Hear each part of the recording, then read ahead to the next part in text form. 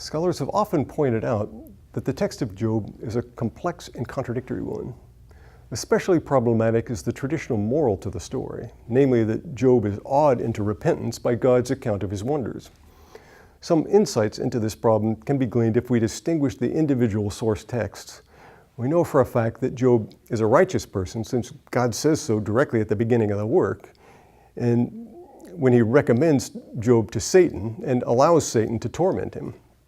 But yet, at the end, Job is seen to be repentant as if he's sinned and done something wrong. This would imply that God was mistaken about Job's character and that God, in fact, lost in his challenge to Satan.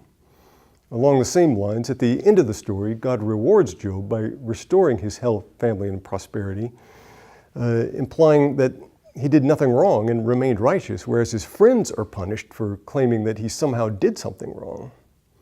Again, this doesn't square with the picture of Job having to be repentant for some misdeed.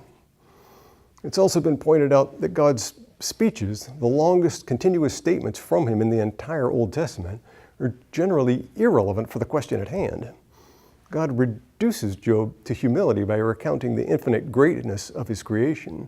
Job stands in awe of all the things that God has done and can do, but this is not the issue, and indeed it is never something that Job calls into question. He's never in any doubt about the enormous magnitude of God's power. The question has to do with why innocent people have to suffer. But this is never discussed in God's speeches, despite their length. In a sense, the emphasis on God's power only makes Job's problem more acute. If God is really so powerful that he can perform such wonders, then why doesn't he step in and prevent innocent people from suffering? Seen from this perspective, the speeches of God do not really solve the problem or even seem to address it. They seem to be added on after the fact by a later writer, and indeed they seem to be taken from a different context altogether.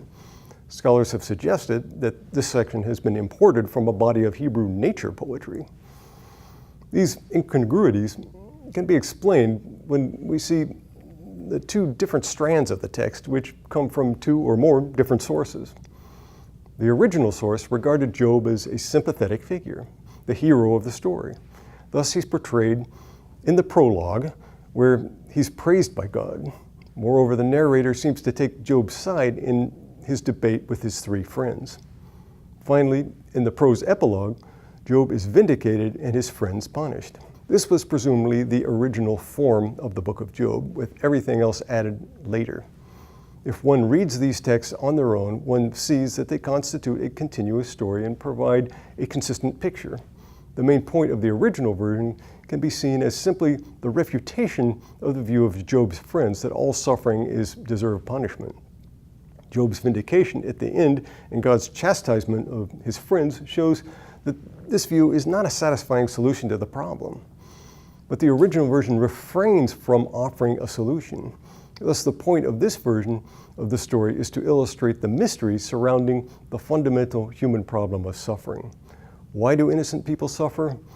Why is life often full of pain and hardship?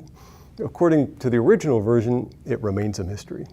Job is a righteous and pious man who simply accepts this and keeps his faith to God.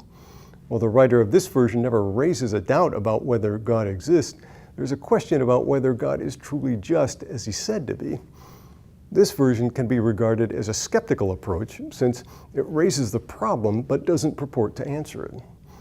We will never know why we suffer. Then, later scribes added other elements since they were dissatisfied with this. They added the speech by Elihu, God's answer to Job, and Job's words of repentance at the end, which are in poetry in contrast to the rest of the prose epilogue. According to this version now, Job is sinful and audacious in his reproaches of God. Therefore, God humbles him and he repents. These more conservative writers are uncomfortable with leaving things a mystery, since this opens the door to calling into question God's justice. Their view seems to imply that everyone, including righteous Job, is in some way sinful.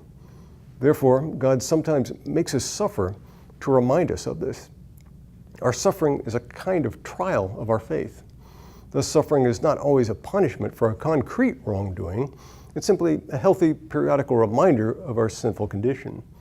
This solution is, however, unsatisfying, since it's still difficult to imagine why God would allow innocent children to suffer. Or let's imagine if suffering is a test of faith, then this would seem to defeat its own purpose if suffering ends in death.